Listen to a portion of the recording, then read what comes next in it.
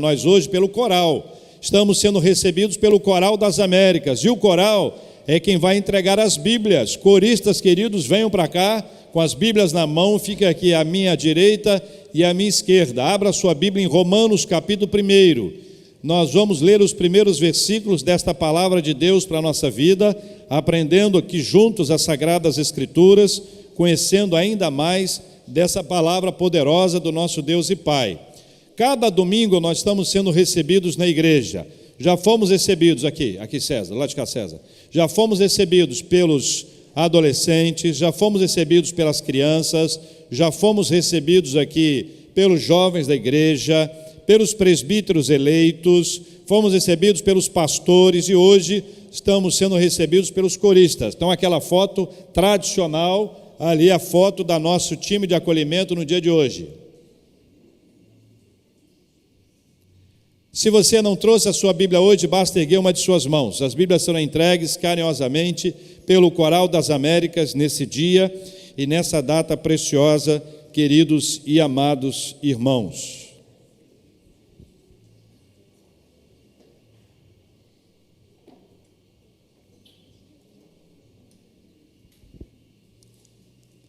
Carta que o apóstolo Paulo escreveu, inspirado pelo Espírito Santo aos Romanos.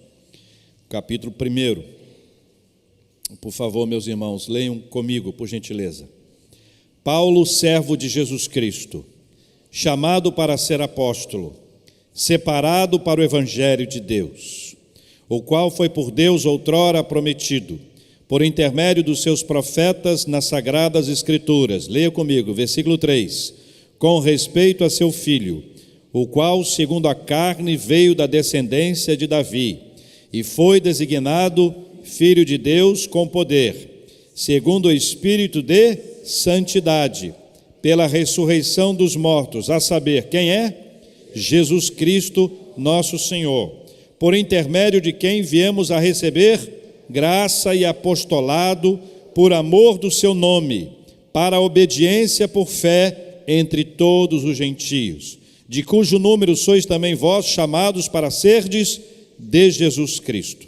A todos os amados de Deus, que estais em Roma, chamados para serdes santos, graça a vós outros e paz, da parte de Deus, nosso Pai, e do Senhor Jesus Cristo. Leia comigo a última parte, da parte de Deus, nosso Pai, e do Senhor Jesus Cristo. Amém.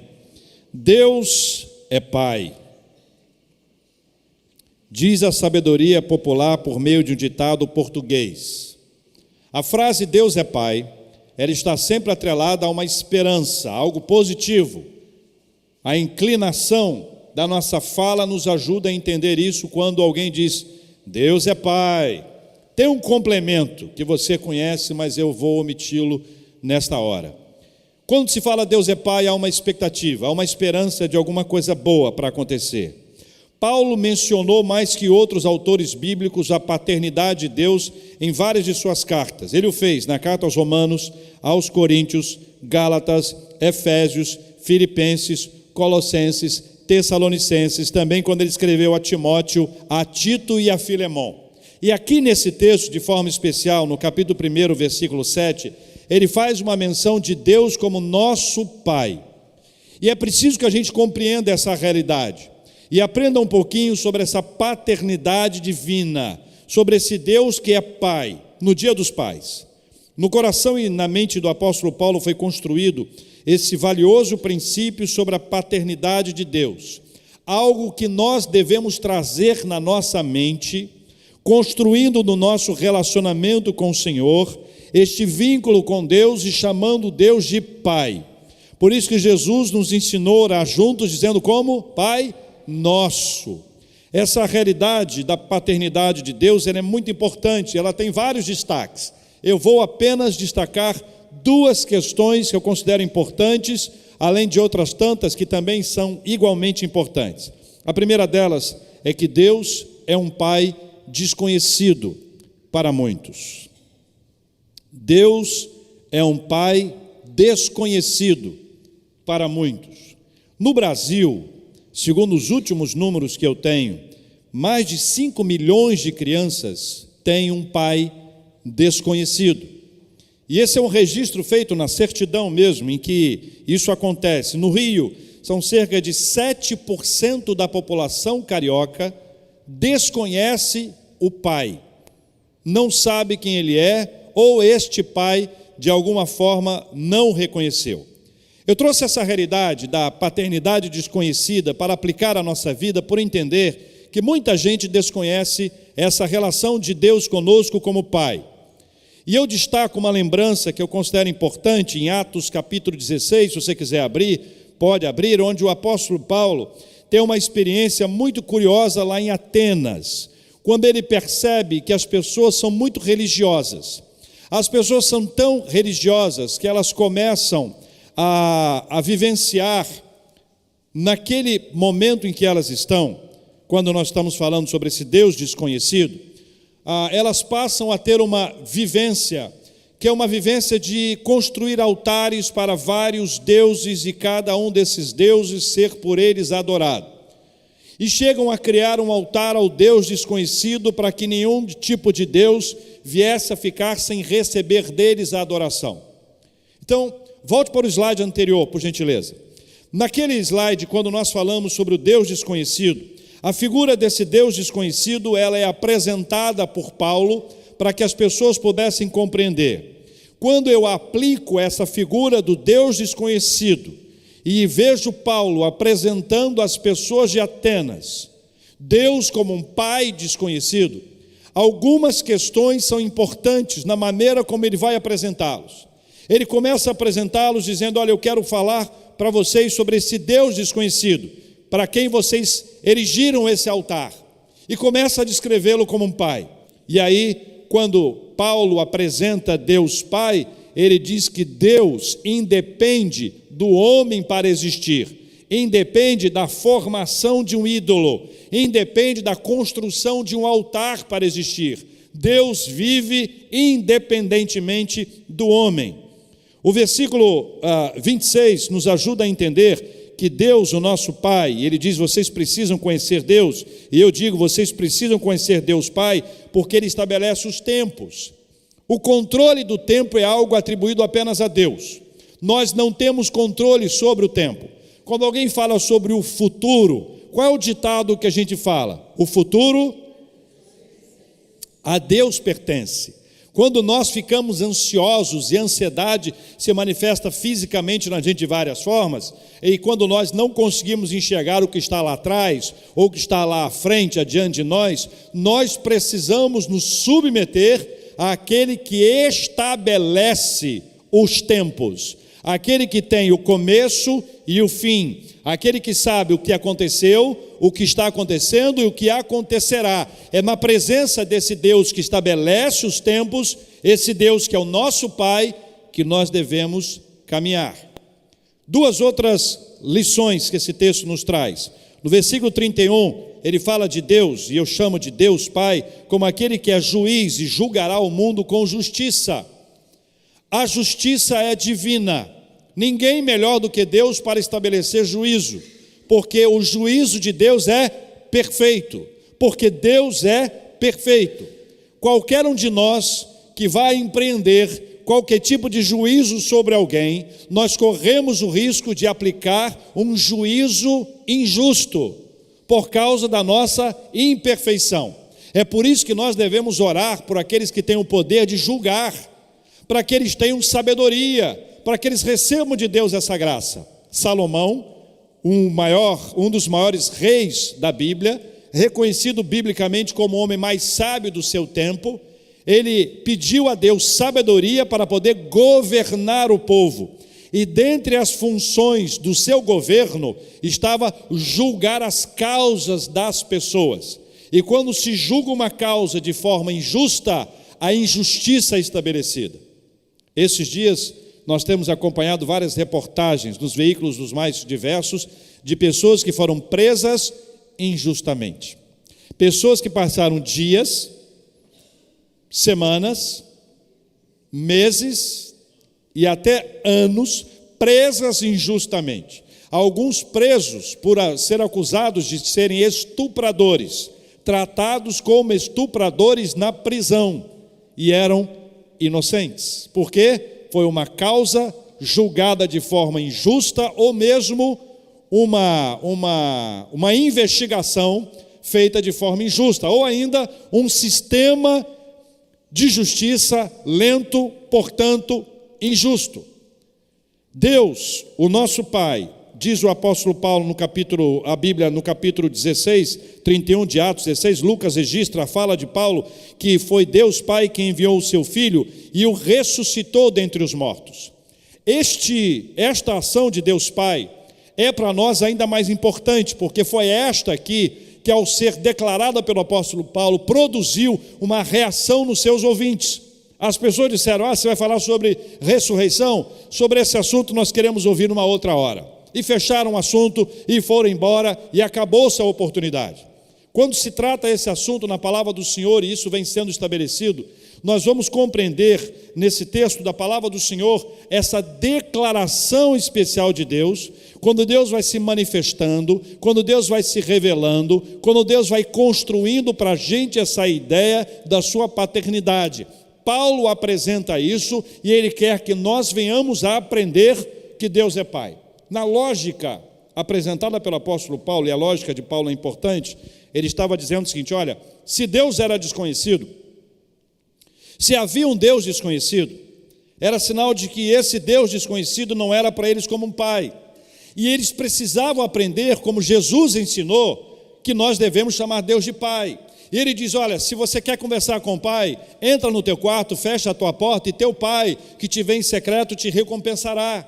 Depois ele diz: olha, vós, quando orares, vocês vão orar assim, ó: Pai nosso que estás nos céus. Ou seja, existe uma relação muito importante, saudável, quando nós nos envolvemos e quando nós construímos essa ideia de Deus como nosso Pai. Então, a primeira aplicação para nós é que existe, infelizmente, um Pai desconhecido para muitos, mas a Bíblia nos encoraja a buscar Deus como Pai, um Pai conhecido por nós. A segunda lição que nós podemos aprender, com dois destaques sobre a questão da paternidade de Deus, é que nós não nascemos como filhos de Deus, nós fomos adotados.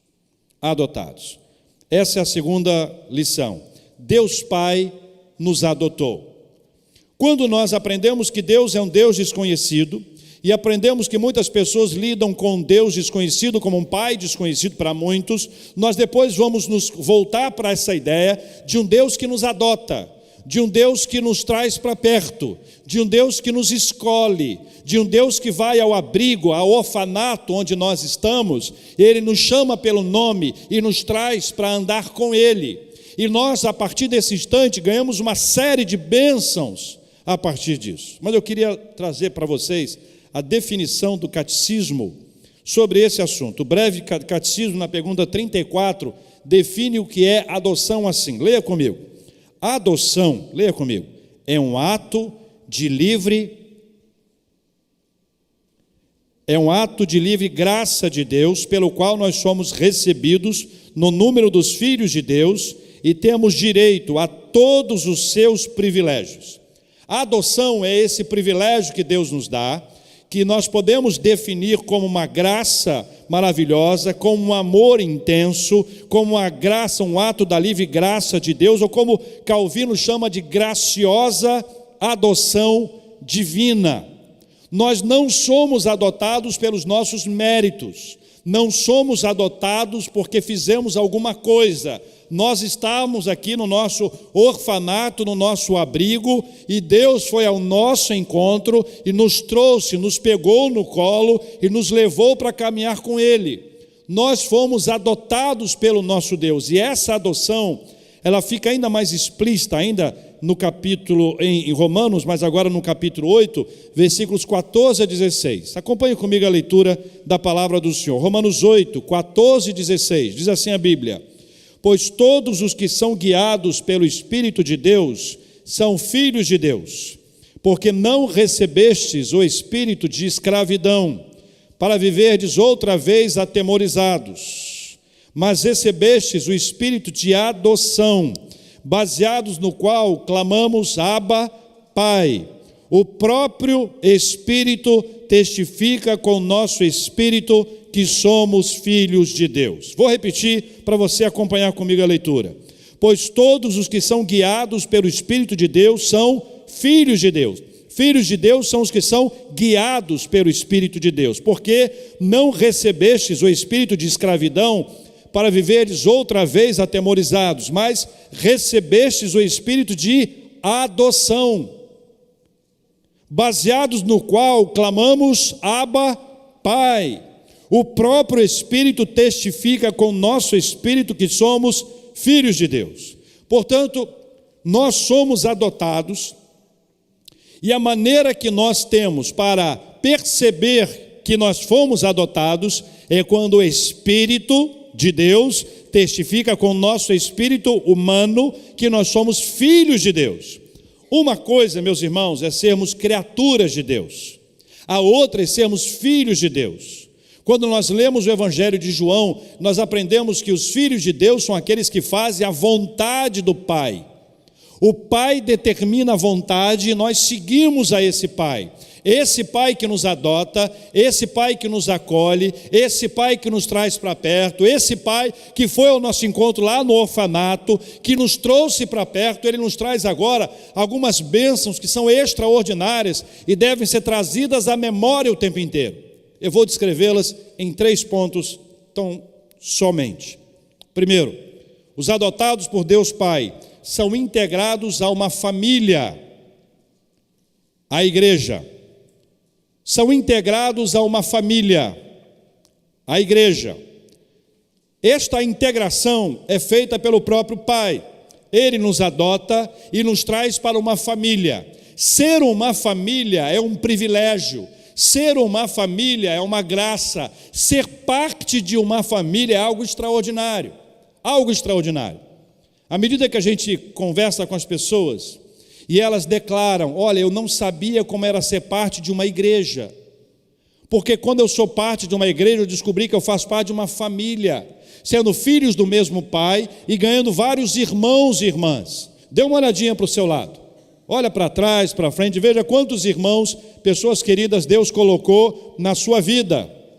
Quando nós observamos essa realidade de termos sido adotados pelo Pai, nós percebemos que essa adoção, ela traz para a gente esse sentimento familiar. Ela permite que a gente conheça pessoas especiais que se tornam, para nós, pessoas como parte da família. E você vai ter um irmão mais novo, uma irmã mais nova, você vai ter um outro pai, uma outra mãe, pessoas que são importantes na sua história, pessoas que te acompanham no momento de alegria, pessoas que são fundamentais quando as coisas não estão bem. E olha, eu vou dizer para os queridos irmãos, a melhor hora de você saber que você é parte de uma família é exatamente nas horas difíceis. Nessas horas em que aquelas pessoas que vão conosco em todas as festas, que você chama para passeio, para uma viagem, elas estão absolutamente prontas ali, naquela hora as pessoas somem. Mas a família da fé, a igreja, nunca pode abandonar os seus irmãos. Parênteses, nem todo mundo ajuda. Tem pessoas que querem que a igreja as abrace, mas ela mesma não abraça as pessoas. Eu sou neto de um homem que visitava as pessoas, um presbítero, muito experiente, aposentado. A pessoa tinha qualquer coisa, eles iam lá visitar ele e mais alguns, mas estou citando aqui propositalmente no Dia dos Pais. Visitava as pessoas, e à medida que ele visitava as pessoas, ele produzia nas pessoas um acolhimento, um calor, uma cidade pequena, onde a gente pode visitar as pessoas a qualquer hora, claro que um ambiente diferente.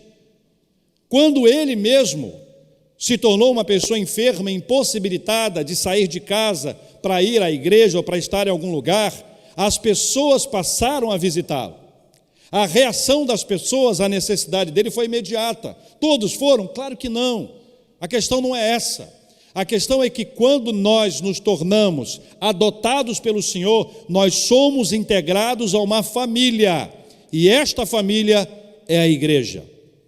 Uma segunda coisa que acontece quando nós somos adotados por Deus Pai é que nós passamos a ter direito a uma herança. Nós passamos a ter direito a uma herança, e a herança é a salvação.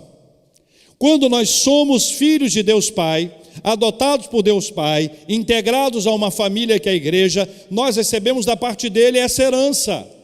Quando aquele jovem rico foi conversar com Jesus Cristo, mestre, que farei para herdar a vida eterna?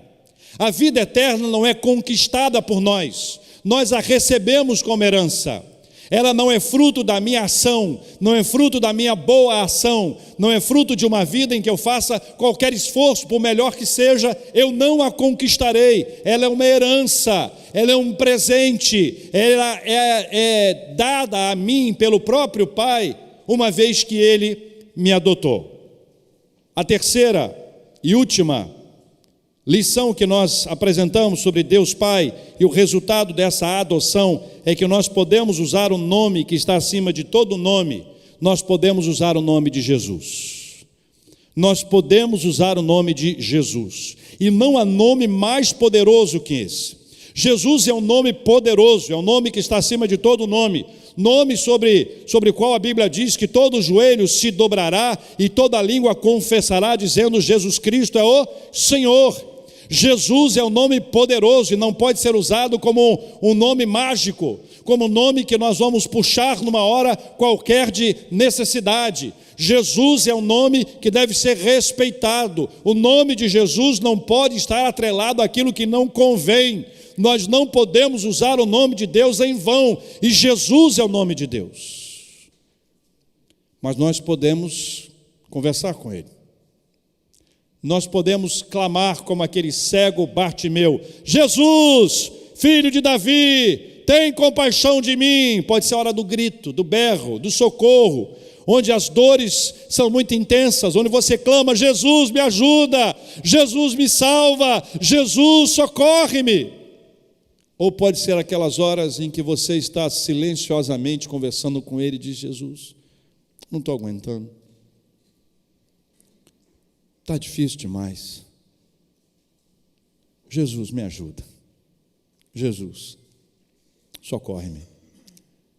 Ao sermos adotados por Deus Pai, nós podemos usar um nome que está acima de todo nome, que é o nome de Jesus. Nós somos recebidos pelo próprio Pai e recebemos da parte dele a herança, que é a salvação. Nós podemos e somos integrados a uma família, e esta família é a igreja. Ou seja, meus queridos irmãos e irmãs, quando nós somos adotados por Deus Pai, nós passamos a ter essas perspectivas tão importantes na nossa vida. A primeira aplicação: Deus é um Deus desconhecido para muitos.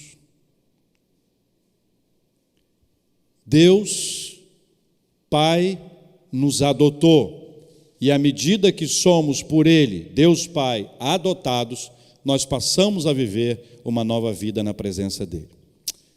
Senhor, nós oramos para que a graça do Senhor seja derramada sobre a nossa vida, de tal forma, Pai, que venhamos a perceber a Sua presença e possamos conhecê-lo de verdade. E este conhecimento do Senhor nos fará compreender que somos filhos de um Deus que, embora seja desconhecido para muitos, Ele nos conheceu, e à medida que nos conheceu, Ele nos fez conhecê-lo. Se era desconhecido para nós no passado, hoje não é mais. Pai, esse maravilhoso poder do Senhor em se revelar a nós, em nos permitir conhecê-lo, fez também com que o Senhor nos adotasse. E essa adoção nos fez ser integrados a uma família que é a igreja. Nos fez receber da parte do Senhor a herança, que é a salvação. E nos deu a bênção de chamar Jesus pelo nome e de clamar pelo nome de Jesus nas horas mais difíceis da nossa vida. Deus Pai, o nosso Pai, louvado seja o nome do Senhor, em nome de Jesus. Amém.